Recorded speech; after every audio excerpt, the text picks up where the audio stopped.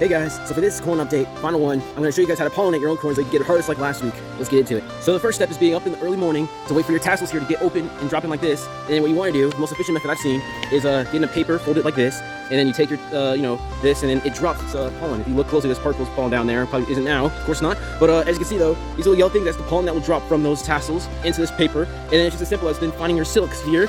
We're going to go for this big guy over here. Or, I already pollinated that one. Let's go for, I guess, the super tall one. And you just like pour it in there. You know what I mean? Simple as that. Make sure it hits every strand of silk to get every single kernel. Then the next thing you want to do is wait till your silks turn fully brown, like you can see here, or here, or here. Here, still has some yellowing here, so I'm going to wait a little bit on that one. You can see some yellowing. But this one, alright, we're going to harvest this one just to make an example. Although, I wouldn't get my hopes up on so much corn because I don't know what the heck this is all here. This is not corn kernels. I think something got in here, laid some eggs in here, so we'll see what's hiding. So yeah, once you know it's ready to harvest, after doing some tests like the silk pull, oh yeah, that one comes easily off, but yeah. And feeling for it, and you saw how I checked for the kernels to poke in and see if it's white inside. So once that's all done and checked and confirmed, then you just gotta take your corn and then just rip it right off like that. Now once you harvest it, you can go take it inside and peel it to reveal off your hopefully fully ready corn. You can see mine, this isn't fully perfect, some unpollinated areas, and I think a pest got in here, ate some of the kernels, so probably not the best one to go here, but yeah, ideally, that's how you harvest your corn. As you can see, I took the liberty of harvesting all the other corn crops, and you can see some pretty common themes across all these. Mostly the fact that there's some of them are still missing some of their kernels, and which is kind of surprising because a lot of them have like a brown, wilted, I guess I didn't wait until it's like, I guess, black or something. I don't know how much longer I'm gonna wait, but some of them, I guess either were not pollinated fully and before they finished, or I guess I didn't wait long enough. I'm not sure which one, but the most surprising thing is how this weird one with the tassel on top still produces a lot of corn. Like, actually has kernels underneath it. That is so weird. This is the straightest corn I've ever grown, bro. Like, what? Also the first corn I've ever grown, but also just, yeah, man.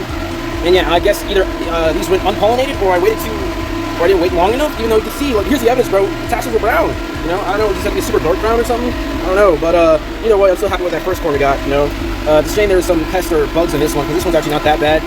Maybe I can cut off this one and eat some of the bottom part. I don't know. Would you guys eat this? Let me know what you guys think. It's the watermelon situation all over again. At least we had a successful one, at least this year. I accidentally missed this one, but I didn't miss much. I guess that milk test where you squeeze it and see if it actually has a milk taste, and like checking in between is really important. That's a lesson learned. Okay, with these is that you actually gotta check the actual kernel itself, even if the silk is brown. All right, lesson learned with this corn stuff. Yep, and that is make sure you actually pop it first to see if it has any juices like this first before you just pull it off because the silk is brown, because that might not be enough of an indicator, as you can see. Yeah. But yeah, since this stock is now like cleaned of all of its silk and everything, that concludes our corn growth, final video here. Unless, if you get this like goal to like 10 likes, I'll maybe show you guys what these look like, okay? I'm pretty intrigued. I thought they were red, but they might not be red. We'll see though, but these are a lot bigger ones, so who knows, I'm taking these extremely seriously, okay? These ones are, whatever, they're weird shapes and all. And also, I do have some spare ones on this side and that side too, so 10 likes, at least 10 likes if you want to see a follow-up update on these corn stalks. Otherwise, they'll be in the background. I might mention them one or twice, but right now, we got our goal of growing corn for the first time. Technically second time, but first time. I'll see you guys next time.